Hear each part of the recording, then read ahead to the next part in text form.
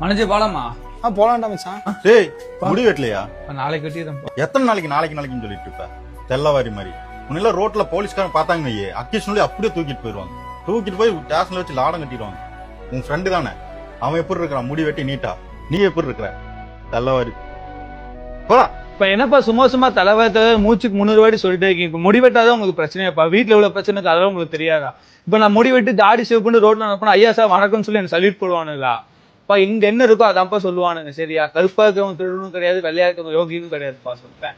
தேவையில்லாம இப்பெல்லாம் பேசி அசிங்கப்படுத்திட்டு இருக்காப்பா. இப்பதான் என் ஃப்ரெண்ட்ஸ் மாதிரி என்ன அசிங்கப்படுத்திட்டு இருக்கியாப்பா? முடி வெட்டல பொறிக்குமா இருக்கு அப்படி இருக்கா இப்படி இருக்குன்னு